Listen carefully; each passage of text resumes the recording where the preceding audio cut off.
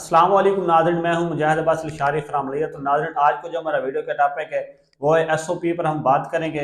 SOP का इस्तेमाल करके हम गंदम से 70 से 80 मन पैदावार हासिल कर सकते हैं।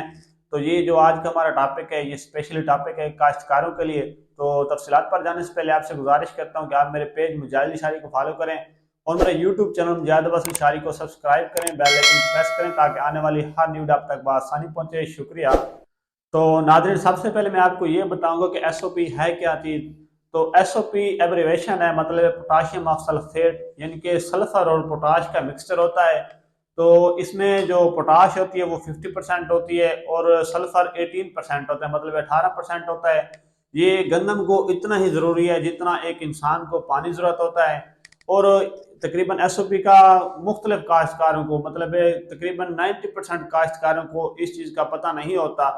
वो छोटी छोटी खादों पर खड़े होते हैं, ठीक है, मतलब कि हमने गवारा डालनी है या नाइट्रोजन डाल नाइट्रो वाली खाद डालनी, नाइट्रोफास खाद डालनी है, या मतलब जिंक वगैरह, ये ज़मीन के छोटे एलिमेंट्स हैं। मैं चाहता हूँ कि काश्तकार को पता चले कि ज़मीन की बड़ी खादें कौन सी होती हैं, छोटी खादें कौन सी होती हैं।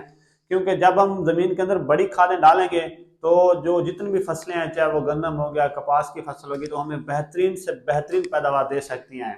ठीक हो गया। तो अब हम बात करेंगे कि फसल को कितनी बड़ी खादें चाहिए और कौन कौन सी बड़ी खादें होती हैं जो आज मैं मतलब एक काश्तकार तक पहुंचाऊंगा।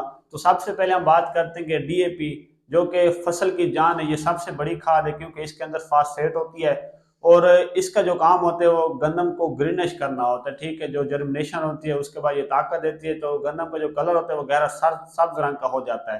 तो दूसरी जो बड़ी खाद है वो होती है नाइट्रोजन, जिसे हम यूरिया की शक्ल में पाया जाता है, मतलब यूरिया। अगर नाइट्रोजन का पता नहीं चलता काश्तकार को तो यूरिया खाद, जो कि एक मशहूर खाद है, ठीक है, ये गंदम की दूसरी बड़ी खाद है। और इसकी वजह से मतलब गंदम एक पॉलिश हो जाती है। ठीक है। तो जो गंदम की तीसरी बड़ी खाद है वो है एसओपी, मतलब सल्फर प्लस पोटाश। जो पोटाश है वो गंदम के लिए बहुत ही ज्यादा जरूरी है। तो तकरीबन 7 to 80% काश्तकारों को इसके बारे में मालूम नहीं होता। तो काश्तकार तीसरे या चौथे पानी पर या गोब की हालत में गवारा खाद का इस्तेमाल करते हैं। तो वो काश्तकारों को यही सोच होती है कि गवारा खाद गंदम को मजबूत करता है। हाँ, बिल्कुल मजबूत करता है, लेकिन जितना गंदम को एसओपी खाद मजबूत करती है, मतलब ताकत देती है, इतना कोई खाद मतलब ताकत नहीं देती। तो जो गवारा है वो सिर्फ मतलब दाने को मजबूत करता है, मतलब दाने की इतनी ज्यादा क्वालिटी नहीं बढ़ाता, दाने को पॉलिश नहीं करता जितनी एसओपी खाद पॉलिश करती है। ठीक है।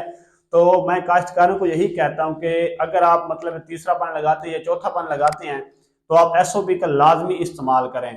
अगर आप गवारा खाद नहीं डालेंगे तो आपके ये पैसे बच जाएंगे, और जो ये पैसे बचेंगे तो आप इसको एक साइड पे रखकर एसओपी का एक बैग मंगवा लें। ठीक है।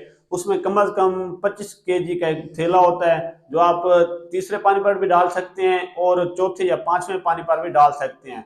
तो इसका ये फायदा होगा कि जब शगुफे की हालत में आएगी ना, मतलब एक गोब की हालत में आएगी, तो आप 10 या 12 kg आप मतलब एसओपी का इस्तेमाल कर सकते हैं। तो इसकी ये वजह है कि जो जमीन के अंदर मतलब जमीन का पीएच लेवल ज्यादा होता है, तो उसमें अगर 80% सल्फर होता है एसओपी के अंदर, तो जो सल्फर है वो आपकी जमीन का जो पीएच लेवल है वो बिल्कुल लो कर देगा, जिसकी वजह से आपकी गंदम ग्रीनिश हो जाएगी। तो उसके बाद जो पोटाश होती है, तो उसका जो अहम काम होता है पोटाश का, तो वो एक तो है गंदम के सिटे को मोटा करता है और साथ में दाने को भी मोटा करता है। तो जो लोग कहते हैं कि यार हमारे सिटे के अंदर दाना है लेकिन ऊपर से और नीचे से बारीक होता है, तो वो लोग एसओपी का इस्तेमाल नहीं करते। तो नाज़रीन, जो लोग एसओपी का इस्तेमाल करते हैं, मतलब अगर 100% काश्तकार है तो 70% को एसओपी का नहीं पता होता। जो 30% या 20% लोग होते हैं अच्छे काश्तकार, जिनकी मतलब जेबें भारी होती हैं, तो वो एसओपी का लाजमी इस्तेमाल करते हैं। तो उनकी पैदावार आम काश्तकार से 7 से 8 मन ज्यादा होती है। तो मैं यही कहता हूँ कि आम काश्तकार को भी कहता हूँ कि जो लोग एंड पर गवारा खाद डालते हैं तो वो गवारा खाद ना डालें।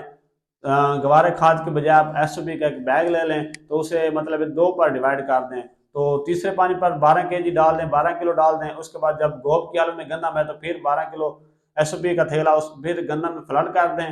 एसओपी की वजह से आपकी गंदम मजबूत होगी और आपकी गंदम का सिटा भी मजबूत होगा और दाने भी मोटे होंगे। तो इन मोटे दानों की वजह से आपकी गंदम, जो कि रूटीन के मुताबिक आप 60 मन लेते हैं, तो मैं यकीन से कहता हूँ, ठीक है, आपकी गंदम की पैदावार 70 से 80 मन पैदावार आप हासिल कर सकते हैं। तो नाज़रीन इस तरह की मज़ीद इंफॉर्मेटिव वीडियो के लिए आप मेरे पेज मुजाहिद निशारी को फॉलो करें और मेरे यूट्यूब चैनल मुजाहिद अब्बास निशारी को सब्सक्राइब करें, बेल आइकन प्रेस करें ताकि आने वाली हर वीडियो आप तक बआसानी पहुँचे। शुक्रिया।